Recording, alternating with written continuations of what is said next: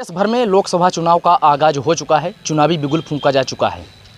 मध्य प्रदेश के सीधी जिले सहित कुल 6 जिलों में पहले चरण में मतदान होना है। अगर सीधी जिले की तो सीधी जिले में भारतीय जनता पार्टी ने अपने प्रत्याशी के रूप में डॉक्टर राजेश मिश्रा को उतारा है, जहां भारतीय जनता पार्टी से सांसद अजय प्रताप सिंह इस्तीफा देकर गोंडवाना गणतंत्र पार्टी का दामन थाम लिया है और अनौपचारिक रूप से अपना नामांकन भी दाखिल कर दिया है।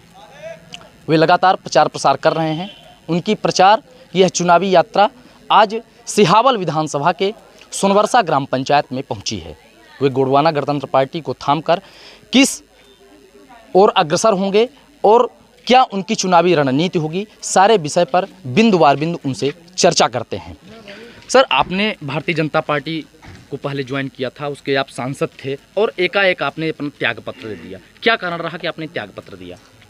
मैंने बार बार उल्लेख किया है कि भारतीय जनता पार्टी की कथनी और करनी में अंतर है।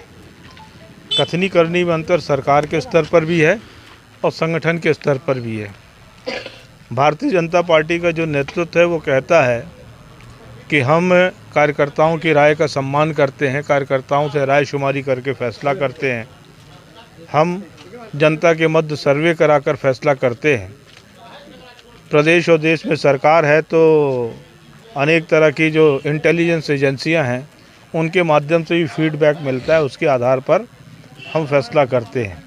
लेकिन जब फैसला आता है तो सभी लोग भौचक्के रह जाते हैं। जिस तरीके से हवा दिखती नहीं है लेकिन महसूस होती है, उसी तरीके से इनके फैसले भी ऐसे हैं कि इन फैसलों के पीछे भ्रष्टाचार की गंध आती है, भ्रष्टाचार की बदबू आती है। और इसके कारण है जो आत्मसम्मानी कार्यकर्ता हैं, जो स्वाभिमानी कार्यकर्ता हैं, जो राजनीतिक क्षेत्र में कुछ पाने के लिए नहीं है, जो राजनीतिक क्षेत्र में सेवा के लिए आए हैं, जो राजनीतिक क्षेत्र में अपने स्वाभिमान की रक्षा करने के लिए आए हैं, जो राजनीतिक क्षेत्र में भारत माता की सेवा करने के लिए आए हैं, गरीबों की मदद करने के लिए आए हैं, उनको यह स्थिति स्वीकार नहीं है। और मैं भी उन कार्यकर्ताओं के बीच में ही हूँ और मेरा भी मन इस स्थिति को स्वीकार करने के लिए तैयार नहीं है। दूसरी तरफ सरकार की बात करें तो सरकार का भी जो इनके काम धाम है तो ढोल की पोल ज़्यादा है। ये कहते कुछ हैं और वास्तव में योजना का जो हकीकत में जाकर देखें, नज़दीक से जाकर देखें तो हर योजनाओं में इनके छेद ही छेद हैं। एक उदाहरण मैं बताता हूँ कि सीधी सिंगरौली रेल लाइन की वर्षों से चर्चा चल रही है और कोई भी जनप्रतिनिधि आता है, अभी तो पिछले 20 वर्षों से भारतीय जनता पार्टी के ही जनप्रतिनिधि रहे हैं लगभग, और रेल लाइन के नाम पर मंत्री जी को ज्ञापन देते हैं, ज्ञापन देते हुए फ़ोटो सोशल मीडिया में डाल देते हैं। आज तक इस पर कोई ठोस कार्रवाई नहीं हुई, जिसका परिणाम है कि अभी तक ये रेल लाइन की परियोजना लंबित है। इसकी लागत भी बढ़ रही है और लागत के साथ साथ इस परियोजना के माध्यम से जो तमाम नौजवान साथियों के साथ वायदा किया गया था कि आपको रोज़गार दिया जाएगा, आज किसी भी बच्चे को रोज़गार नहीं दिया जा रहा है, वो दर दर की ठोकरें खा रहे हैं। ऐसा नहीं कि रेलवे में पद की कमी हो गई है, अभी भी तृतीय श्रेणी और चतुर्थ श्रेणी के लगभग 50,000 पद रेल विभाग में खाली पड़े हुए हैं, जहां पर इन बच्चों को समायोजित किया जा सकता था। बार बार सदन के अंदर और सदन के बाहर हमने इस विषय को उठाया, लेकिन सरकार ने इस पर कोई संज्ञान नहीं लिया और बच्चों को भटकने के लिए छोड़ दिया।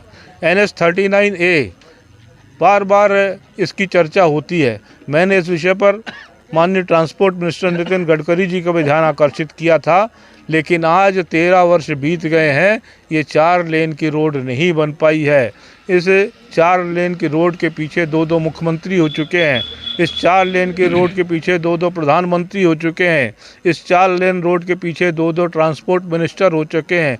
इस 4 लेन के पीछे 2 सांसद हो चुके हैं। इस 4 लेन के रोड का 2 बार टेंडर हो चुका है। इस 4 लेन रोड का 2 बार शिलान्यास हो चुका है। केवल नाटक और नौटंकी भरपूर हुई है, लेकिन परिणाम अभी तक नहीं आया है।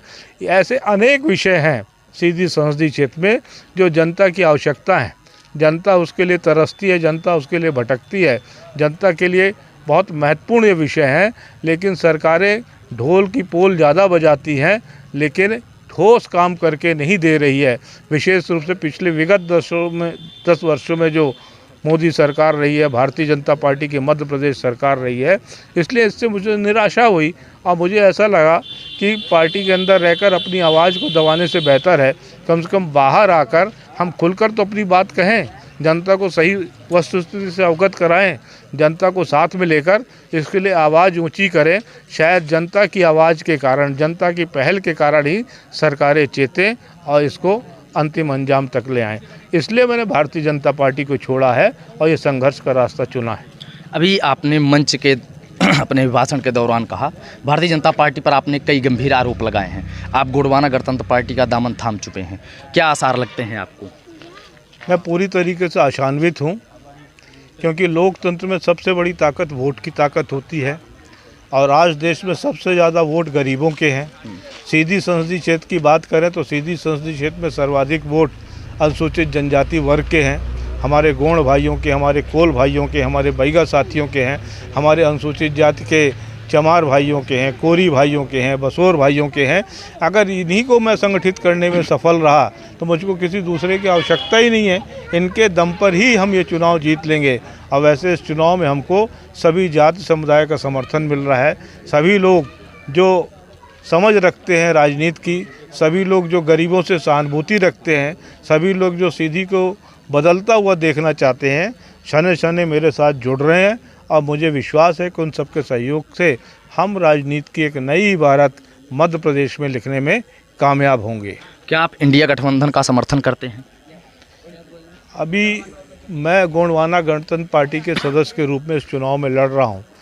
किस गठबंधन में जाना है, नहीं जाना है, किसका समर्थन करना है, नहीं करना है, ये सब चुनाव के बाद की बातें हैं और जो गोंडवाना गणतंत्र पार्टी का गठबंधन तय करेगा मैं उस निर्णय के साथ रहूँगा। कई तरह के आपने भ्रष्टाचार के भी आरोप लगाए हैं भारतीय जनता पार्टी के ऊपर। वर्तमान में इलेक्टोरल बॉन्ड का मुद्दा काफ़ी हाईलाइट हो रहा है, इस पर आप क्या कहेंगे?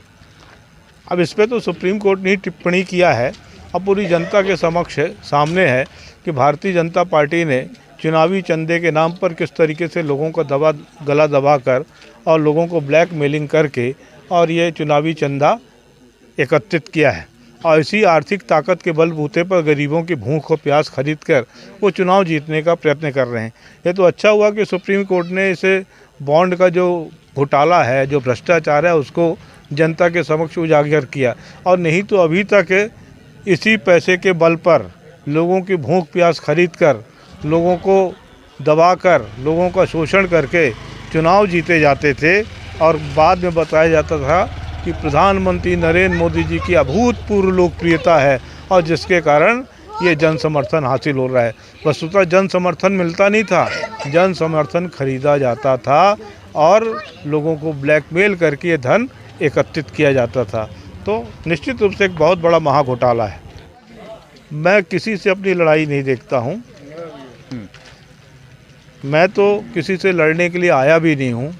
मैं तो जनता का समर्थन लेकर, जनता का आशीर्वाद लेकर केवल इस क्षेत्र के पिछड़ेपन से लड़ना चाहता हूँ, इस क्षेत्र की अशिक्षा से लड़ना चाहता हूँ, नौजवानों के समक्ष जो बेरोजगारी की समस्या, उस बेरोजगारी की समस्या से लड़ना चाहता हूँ, इस क्षेत्र के लोगों की जो बुनियादी आवश्यकताओं हैं उसका जो अभाव है, उस अभावों को दूर करने के लिए लड़ना चाहता हूँ।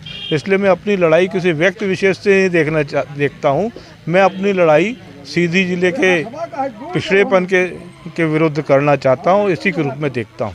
ऐसा कहा जा रहा है, राजनीतिक गलियारों में ऐसी चर्चाएं हैं, यदि डॉक्टर राजेश मिश्रा को टिकट न मिलता, चूँकि भाजपा कहती है कि पंक्ति के अंतिम छोर के व्यक्ति को भी मैं मौका देता हूं, अगर डॉक्टर राजेश मिश्रा को मौका न मिलता, किसी दूसरे को मिलता, आप उसका समर्थन करते हैं? आप डॉक्टर राजेश मिश्रा का विरोध कर रहे हैं। सवाल डॉक्टर राजेश मिश्रा का नहीं है, मैं तो उस व्यवस्था का विरोध कर रहा हूं जहां पर ये गलत निर्णय हो रहे हैं।